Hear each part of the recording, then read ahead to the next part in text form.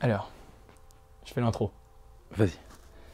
Les amis, bienvenue sur la chaîne Entrepreneur Attitude. Je me retrouve aujourd'hui avec Philippe François, qui est gérant d'une société dans le bâtiment.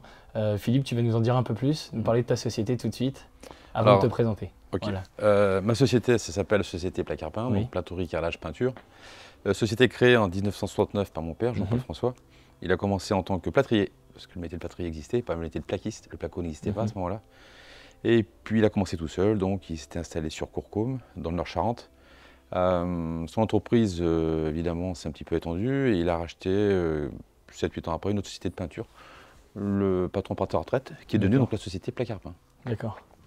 Donc elle a perduré et moi, de mon côté, je suis venu dans la société il y a 13 ans pour prendre les suites de la boîte. Ok, très bien. Voilà. Ok. Donc maintenant, j'aimerais que tu nous parles de toi, donc savoir ce que tu as fait, quel a été ton parcours de ton enfance à maintenant. Mon parcours est assez atypique parce qu'il ne correspond à rien à ce que je suis là maintenant. J'étais au collège. Ensuite, je suis parti au lycée Charles de Coulomb faire le bac, passer le bac F1, un bac en construction mécanique. Et ensuite, après le bac que j'ai pas eu, je suis parti en gendarmerie, je voulais être gendarme. Donc, le bac que tu n'as pas eu? Que j'ai pas eu. Bah ouais, ça arrive. arrive. Je l'ai pas eu, je le dis. Mais ça arrive. Et j'étais plus passionné par le rugby que par l'école. Okay. Je suis parti en gendarmerie, donc je voulais être gendarme. Donc je suis parti en gendarmerie et je suis resté instructeur là-bas pendant un an. Suite à ça, je suis reparti, donc j'ai fini mon service et je suis rentré donc dans la société Placard Peint. Mais juste pour être, parce qu'il me fallait du boulot, donc j'ai travaillé dans la boîte pendant 2 ans. On faisait du gravicoleur, un revêtement en pierre coulée, un revêtement spécifique. Mais allergique aux produits, j'ai dû arrêter. Okay. Et de là, la société Grassin, un grossiste en peinture, s'est installée en Charente. Ils cherchaient un magasinier vendeur et un livreur. Et ils m'ont demandé si ça m'intéressait. Donc là, tu avais quel âge? J'avais 20 ans. Ok. 20 ans. Donc je suis rentré chez Grassin le lendemain, je crois. Enfin, l'entretien a eu le lendemain par M. Grassin et le surlendemain, j'étais donc rentré chez Grassin. Donc j'ai commencé comme livreur, ensuite comptoir, vendeur comptoir, pour être commercial 3 ans après. Suite au départ d'un commercial, ils m'ont donné les clés, ils m'ont dit prends la voiture et tu vas voir les clients. Donc c'était pas du tout pareil. Je voulais pas. J'étais très bien où j'étais. Et puis un mois après, je voulais garder les clés, je voulais plus rendre la voiture parce que ça me plaisait vraiment. Okay. Voilà. Donc suite à ça, j'ai continué. Le chiffre d'affaires, évidemment, il a bien grimpé. On a embauché un deuxième commercial. J'ai géré les gros comptes et j'ai fait beaucoup de prescriptions auprès des architectes. Et suite à ça, l'opportunité a fait que j'ai repris la société Placard Peint. Ensuite, je suis venu pour prendre la société Placard Peint. D'accord. Voilà. Ok, donc ça, à quel âge? Société Placard Peint, j'ai 49 ans, donc ça fait 13 ans. J'avais 33 ans à peu près. Ok, très bien. Donc aujourd'hui, l'idée, c'est aussi d'aborder le thème de l'évolution de ton entreprise, l'évolution du chiffre d'affaires, l'évolution des employés, du nombre d'employés. D'accord. Et donc, est-ce que tu peux nous dire tout d'abord le nombre d'employés que tu as aujourd'hui, combien il y en avait au départ et quels ont été les temps forts, quoi. Alors, quand je suis arrivé, la société faisait un chiffre d'affaires à peu près d'environ dans les 1 million d'euros. On est à peu près 14 salariés. Maintenant, cette année, on a fait 4,8 millions pour entre salariés et intérim pour 40 à 45 salariés. Donc ça fait une moyenne de 40 salariés. Okay. Voilà. Alors l'évolution s'est faite tout doucement, hein, évidemment. Il a fallu parce qu'on ne faut pas non plus évoluer trop vite. Ça s'est fait tout seul. Ça s'est fait. On a travaillé un peu plus avec les particuliers. On a été plus présent sur les appels d'offres, dans le milieu industriel aussi. Et ça a été un choix de se placer là-dessus? C'est un choix, ça s'est fait tout seul, quoi. Enfin, je connaissais déjà. Tu as eu de la demande aussi, peut-être par rapport à ton réseau? Déjà avec mon réseau, j'avais déjà un réseau quand j'étais chez Grassin, donc d'architectes. Okay. Je les ai recontactés, on a travaillé ensemble. Et ensuite, ça s'est fait tout seul. Parce que de bouche à oreille, ton boulot, s'il est bien fait, on te rappelle pour aller voir les collègues ou voilà. Ensuite, on s'est un peu plus. Enfin, j'ai augmenté mon réseau. Donc c'est vrai que si on veut aussi perdurer, et si on veut peut-être pas grossir, mais si on veut rester sur cette lancée-là, si on est tout seul, on n'y arrive pas. On a besoin d'être aidé. Et d'être aidé comment? Mais par des réseaux. Donc le BNI, on a le Lyon, enfin, même dans le milieu du sport, ça me permet de découvrir des gens. Enfin, je découvre les gens déjà. Et puis de bouche à oreille, on fait un peu de business ensemble. Très bien, j'en parle dans une autre vidéo d'ailleurs.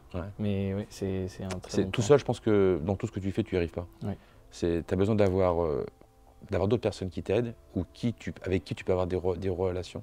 C'est seul, non, c'est plus possible. Puis c'est bien mieux. Tu découvres des gens, tu découvres leurs spécificités, ce qu'ils font. pour moi, c'est aussi enrichissant que de vendre quelque chose. Oui, donc ça fait partie de ton évolution et ça fait partie de l'évolution de l'entreprise, de devoir intégrer ces réseaux et puis du coup, tu as pu te développer aussi grâce à ça. J'ai pu me développer personnellement et aussi développer du coup l'entreprise. Oui, tout à fait, parce que comme je te disais, seul, non, tu y arrives pas. Donc, okay. voilà. Ok, d'accord, très bien. Donc pour rester sur l'évolution des employés, quand tu es arrivé dans l'entreprise, vous étiez combien? On est 13 salariés. Alors, ce qui s'est fait, mon père a toujours eu l'idée de former et il a une bonne idée. Nous, on a continué sur sa lancée. C'est-à-dire qu'on forme à peu près 3 et 4 apprentis par an. Donc évidemment, on garde les meilleurs. Quand un apprenti vient, généralement, il vient pour passer un CAP. Et si ça fonctionne bien, on leur fait passer un deuxième, après un BP. Et pourquoi pas plus, de façon à ce qu'il puisse s'exprimer chez nous et que nous, on puisse le garder. Qu'il ait un maximum de compétences pour pouvoir répondre à tous les besoins. On préfère répondre, nous, au niveau qualitatif que quantitatif. Donc tout le monde sait que nous, c'est vrai qu'on on trouve le travail, mais s'il n'est pas bien appliqué, s'il n'est pas bien exploité, ça ne sert à rien. Oui, tout à fait. Donc c'est très complémentaire, on est obligé d'avoir des bons salariés, des gens qui sont investis, qui aiment leur métier, de façon à ce que Placard Point puisse perdurer. Et comme je te disais, je ne suis pas tout seul. Ok, très bien. Ouais, donc tu disais 13 employés au début? 13, 13 quand tu es arrivé? 13, maintenant on est 30 salariés, plus les intérims. Plus les intérims, qui sont on aussi est une bonne quarantaine. Voilà. Les intérims, on a toujours 6-7 très bien. en mouvement chez nous. Ouais. Et donc alors là, au niveau de toi, du développement, sur toi, qu'est-ce que ça apporte? Qu'est-ce que tu as dû faire? Est-ce qu'il y a eu de la remise en question? Qu'est-ce que tu as dû faire pour... Parce que j'imagine que gérer... Déjà, bon, quand tu es arrivé, gérer 13 personnes, c'est déjà une complexité. C'est déjà compliqué. Alors en gérer 40, ça l'est encore plus. Ouais, répondre à tous les besoins, même de tes employés, savoir les gérer même personnellement dans leur... Ce qu'on a fait, moi je travaille d'une façon à laisser un petit peu libre cours aux gens, c'est-à-dire je fais beaucoup confiance, donc je ne suis pas derrière eux à vérifier ce qu'ils font, vérifier leur travail. Mais après, je travaille beaucoup sur le savoir-être des gens. Donc si quelqu'un me montre qu'il a envie et puis qu'il travaille et que son boulot est bien fait, après tu crées une relation de confiance. Je crée une relation de confiance, voilà. Donc je ne suis pas là pour fliquer, on est là pour travailler ensemble. Donc ils ne me surveillent pas non plus, je ne les surveille pas. J'ai toujours un œil sur eux, évidemment. Mais voilà, nous c'est beaucoup la confiance. Et on les aide aussi par la formation, donc ils deviennent performants parce qu'ils ont envie, mais nous aussi on les aide à devenir performants. Donc on est agréé avec certaines sociétés, par exemple nous on est agréé Placo. Placo nous offre des stages, on s'inscrit au stage Placo sur la gestion des maîtrises, sur la mise en forme de nouveaux matériaux, comment faire des courbes, etc. Ils partent en stage et ils deviennent un petit peu, évidemment ils apprennent un peu plus. Ouais, donc c'est bien parce que tu es quand même dans l'idée aussi de les former continuellement. Dès que tu peux. Et c'est bien. C'est eux qui...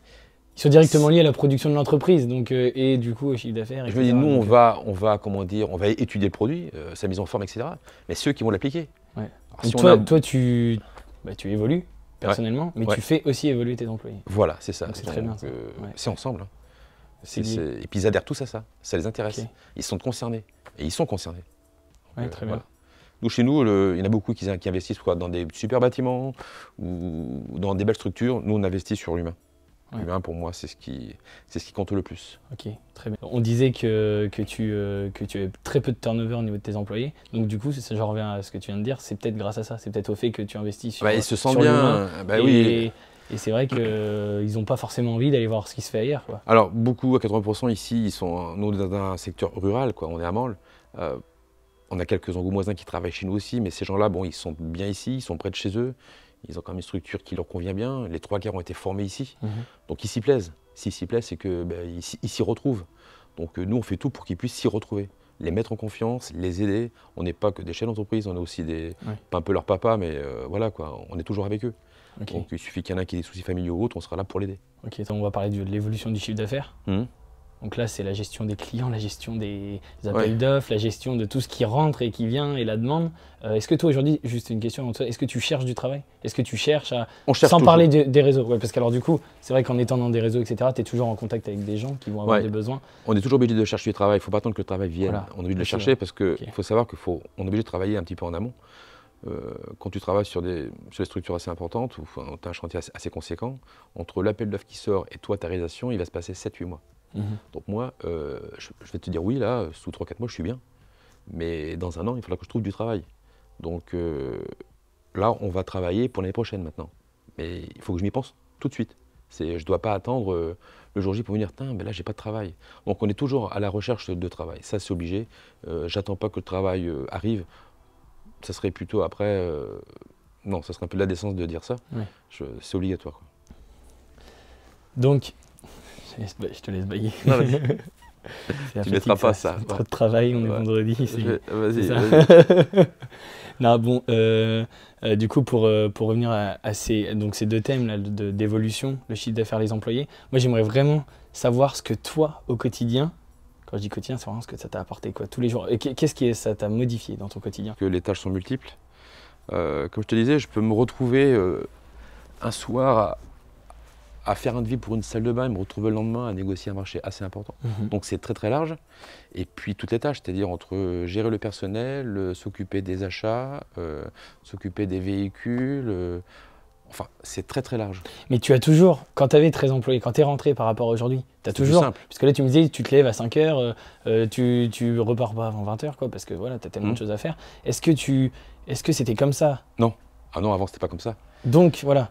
C'est fait parce que, maintenant, parce que on nous demande d'aller de plus en plus vite. Oui.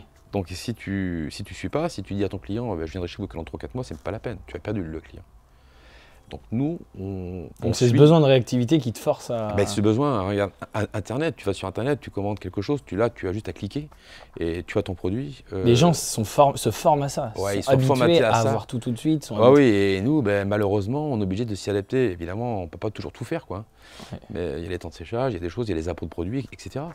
Mais si tu ne t'adaptes pas à ça, c'est pas la peine, quoi. C'est assez compliqué.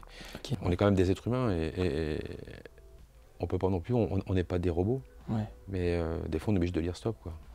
C'est un peu compliqué parfois. Et donc après, au niveau, j'en reviens toujours à ça, parce que c'est vrai que c'est le développement personnel, quoi, au niveau remise en question, est-ce qu'il y a des fois tu t'es dit, stop, j'arrête de faire cette tâche comme ça, de cette manière, il faut que je trouve une autre solution, tu as trouvé d'autres solutions? J'arrête pas de chercher des solutions de façon à pouvoir être plus rentable, et puis donc je suis quelqu'un qui a du mal à déléguer, c'est vrai, donc c'est assez compliqué. Donc là j'essaie de déléguer toujours un peu plus. Oui, tu le disais, tu as embauché, tu as employé quelqu'un. Voilà, j'ai embauché quelqu'un là, justement pour te seconder, pour qu'il puisse. Donc ça se passe bien, mais bon, ça se fait pas du jour au lendemain, c'est quand même des postes assez importants. Donc j'espère d'ici un an, il sera bien opérationnel. Déléguer, voilà, pour moi c'est ce qu'il y a de plus dur. C'est ce qu'il y a de plus dur. J'aime bien tout voir, quoi. Donc, mais c'est quelque chose qui, avec le temps, pourrait se faire. Ah oui, mais d'abord il va falloir que ça se fasse, parce que à ce rythme-là, j'aurais peut-être du mal à y arriver. Mais voilà, c'est délégué, ça va être... c'est mon cheval de bataille, là. Oui, mais je pense que tout le monde a ses points forts, ses points faibles. Toi, ton point fort, c'est de pouvoir bosser tous les jours à fond, tout en gardant la tête haute et toujours en bossant à fond. Mais c'est vrai que voilà, si ton point faible, c'est de pouvoir déléguer, il va falloir retravailler là-dessus. C'est ton entreprise, donc tu as envie de tout savoir, quoi. Mais à un moment donné, ça doit être ton entreprise, mais tu ne peux pas tout savoir. Tu ne vas pas pouvoir connaître tous les chantiers par cœur. Donc il faut que tu apprennes à déléguer. Et je me rends compte de ça. Donc je faisais confiance aux gens, il faut que je fasse encore plus confiance aux gens. Pour finir, est-ce que sur cette évolution-là, ces années d'évolution, qu'est-ce qui toi t'a apporté le plus? Quand je te dis apporter le plus, c'est sur toi en tant qu'entrepreneur. Est-ce que c'est le fait d'avoir rencontré un maximum de gens et du coup tu as pu évoluer dans ta tête, tu as pu évoluer, tu as pu devenir plus performant? Est-ce que c'est par exemple, il y a des gens, ils passent leur temps libre, dès qu'ils ont un temps libre, à lire des livres, etc. pour justement évoluer, etc. Est-ce que toi il y a quelque chose comme ça qui a fait que ça t'a permis d'évoluer? Ce qui m'a permis d'évoluer, c'est évidemment d'être toujours au courant des nouvelles technologies, de m'adapter aux nouveaux produits, de toujours être à la pointe. Donc tu t'informes, tu te renseignes sur tout ce qui est nouveau, qui est lié. Oui, moi dès qu'il y a une nouveauté, j'adhère à ça et puis je me renseigne. Tu te renseignes. Je me renseigne et puis dès que je peux la proposer, je la propose. Donc c'est. Donc c'est vraiment quand toi on t'apporte des nouveautés, direct tu vas aller étudier, voir, t'analyses et puis t'analyses si c'est ok, tu valides et puis après. Faut pas que tu attendes que le premier, faut pas que tu sois le dernier, quoi. Moi, je pense aujourd'hui, vu de l'extérieur, que tu as une belle entreprise, une belle structure, avec des employés qui sont certainement satisfaits de travailler chez toi, parce que tu me dis. J'espère. J'espère aussi. Ils nous le diront peut-être, s'ils voient la vidéo. Mais pour le coup, est-ce que toi, aujourd'hui, tu es content de ton parcours? Est-ce qu'il y a des choses que est-ce que vraiment tu referais ce que tu as fait, quoi? Est-ce que tu te relancerais là-dedans si tu savais qu'aujourd'hui, tu en serais là? Est-ce que la personne qui avait 20 ans, qui est rentrée en tant que vendeur chez Grassin, etc., est-ce que cette personne-là, si elle te verrait aujourd'hui, est-ce qu'elle serait heureuse de te voir comme tu es aujourd'hui ou pas? Je sais pas, parce que tu fais quand même beaucoup de sacrifices pour avoir une société, pour la monter là où elle en est, aussi bien dans le domaine privé que dans le monde du travail. Donc c'est beaucoup de sacrifices, tu passes beaucoup de temps. Il faut que tu dises que tu occultes beaucoup de choses pour ta société. Donc ça c'est quand même, c'est un peu de la face cachée, quoi. Ouais. Donc il y a beaucoup de contraintes, ça faut le savoir. Il ne faut pas voir que les apparats du chef d'entreprise. On en parlait tout à l'heure, le coup de l'iceberg. Ouais, le coup de l'iceberg, hein. On voit un iceberg, on voit le quart, mais on ne voit pas les 3/4. Les gens voient bien souvent la beauté de la chose. La beauté de la chose, mais ils ne voient pas ce qui se passe en dessous. Et ça, ça te prend les 3/4 du temps. Donc oui, c'est beaucoup de sacrifices. Donc je ne sais pas si, maintenant que je le sais, je ne sais pas si je le referai. Oui. Ouais. Ok. Voilà. Alors c'est pas pour démotiver les jeunes qui veulent s'installer. Non, mais il faut savoir qu'il faut justement être surmotivé, il faut être surmotivé, avoir une super envie. Se charger en énergie et puis il y aura être prêt beaucoup d'obstacles. à avoir beaucoup d'obstacles et les surmonter. Ouais, il y aura beaucoup d'obstacles, tu ne seras pas toujours aidé.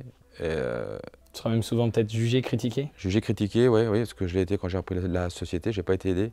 Et parce que tu as quand même beaucoup, c'est un monde de requins aussi, hein, le bâtiment, il n'y a pas que des gens qui sont très gentils aussi. Et mais ça ne se fait pas tout seul, quoi. Ouais. Et entoure-toi des bonnes personnes. Okay. J'ai eu la chance d'avoir des bonnes personnes autour de moi qui sont passionnées par la société. Trouver les bonnes personnes, ouais. S'entourer des bonnes personnes. Je te dis, le facteur humain, c'est à 90%. Ok. C'est hyper important. D'accord, bon, très bien. Voilà.